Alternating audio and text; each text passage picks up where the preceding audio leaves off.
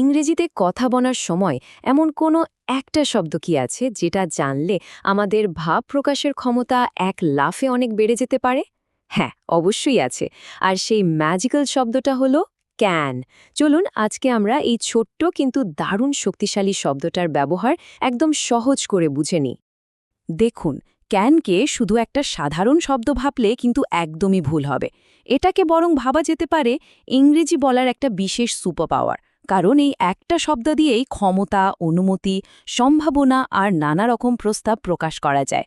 তো চলুন এই সুপার পাওয়ারটাকে ধাপে ধাপে কিভাবে কাজে লাগানো যায় সেটাই দেখে নেওয়া যাক।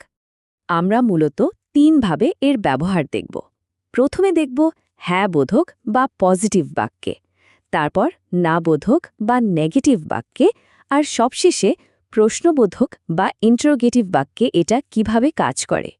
তাহলে আর দেরি কেন, চলুন শুরু করা যাক এর সবচেয়ে সাধারণ ব্যবহার দিয়ে, মানে হ্যাঁ বোধক বা পজিটিভ বাক্যে ক্যান কিভাবে কাজ করে। আর এখানে আমরা এর 4টি দারুণ ব্যবহার শিখব। প্রথম ব্যবহারটা হলো ক্ষমতা বা সক্ষমতা বোঝানো। মানে যখন কেউ কিছু করতে পারে বা কারো কোনো বিশেষ দক্ষতা আছে, এই সহজ ব্যাপারটা বোঝানোর জন্যই আমরা ক্যান ব্যবহার করি। যেমন ধরুন, যদি বলা হয় আই ক্যান সুইম, তাহলে এর সোজা মানে হলো আমার সাঁতার কাটার ক্ষমতা আছে। কিংবা she can solve this problem, এই বাক্যটা দিয়ে বোঝানো হচ্ছে যে তার সমস্যাটা সমাধান করার মতো দক্ষতা আছে। দুটো ক্ষেত্রেই কিন্তু সক্ষমতা প্রকাশ পাচ্ছে। আচ্ছা, এর দ্বিতীয় ব্যবহারটা হলো অনুমতি দেওয়া।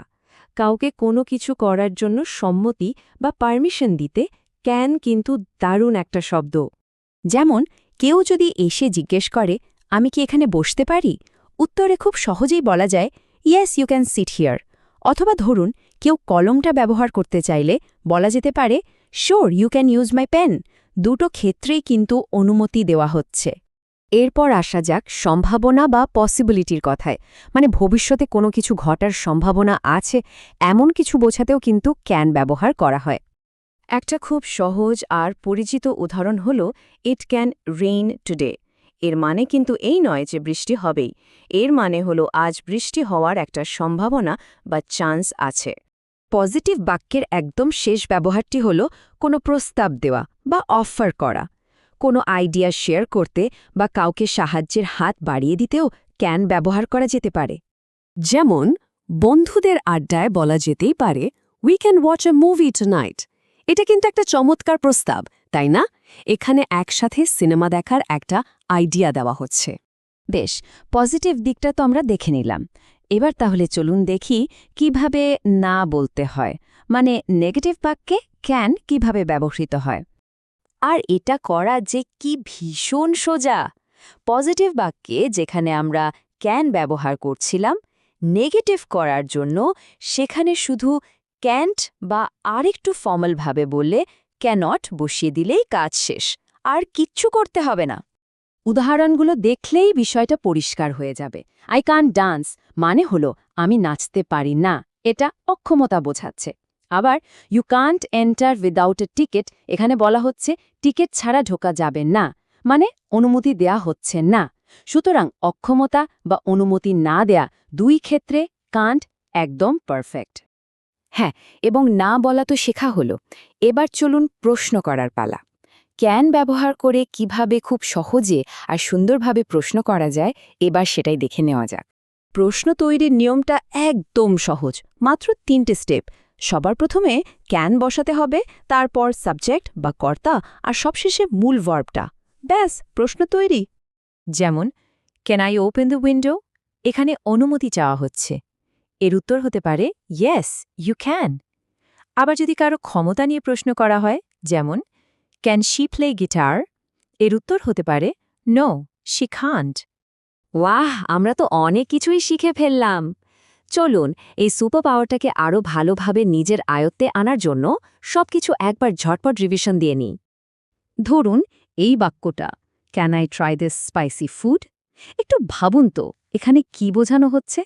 একদম ঠিক, এখানে প্রশ্ন করা হচ্ছে, আর এটা অনুমতি চাওয়ার একটা দারুণ উদাহরণ। এবার এই বাক্যটা দেখুন, I can't reach that shelf. এটা একটা নেগেটিভ বাক্য। যা কারো অক্ষমতা প্রকাশ করছে, মানে সে তাকটা পর্যন্ত হাত পাচ্ছে না। খুবই সহজ, তাই না? আর সব শেষে ক্যান উই সিং টুগেদার, এটা একটা প্রশ্ন ঠিকই, কিন্তু খেয়াল করে দেখুন এর মধ্যে একটা সুন্দর প্রস্তাবও কিন্তু লুকিয়ে আছে। এখানে একসাথে গান গাওয়ার একটা আইডিয়া দেওয়া হচ্ছে। আচ্ছা, এই টেবিলটা দেখলে পুরো ব্যাপারটা এক নজরে একদম পরিষ্কার হয়ে যাবে। খেয়াল করে দেখুন, অ্যাবিলিটি আর পারমিশন, মানে ক্ষমতা আর অনুমতি, এই দুটোকে আমরা হ্যাঁ বোধক, না বোধক, আবার প্রশ্ন, এই তিনভাবেই ব্যবহার করতে পারছি। কিন্তু সাজেশন বা প্রস্তাবের ক্ষেত্রে সাধারণত হ্যাঁ বোধক আর প্রশ্নই ব্যবহার হয়। আর পসিবিলিটি বা সম্ভাবনা বোঝানোর জন্য তো পজিটিভ বাক্যই যথেষ্ট। কি সহজ না ব্যাপারটা? আশা করি এখন ক্যান শব্দটা ব্যবহার করতে আর কোনো দ্বিধা থাকবে না। এই একটা শব্দ ভালোভাবে শিখে নিতে পারলে কিন্তু ইংরেজিতে কথা বলার সময় আত্মবিশ্বাস অনেকখানি বেড়ে যাবে। এখন আসল প্রশ্ন হলো, এই যে নতুন একটা স্কিল শেখা হলো, এটা দিয়ে কি করা সম্ভব? একটু ভাবলেই দেখা যাবে এরপর থেকে ইংরেজিতে কথা বলার সময় নিজেকে প্রকাশ করার কত নতুন নতুন দরজা খুলে গেল।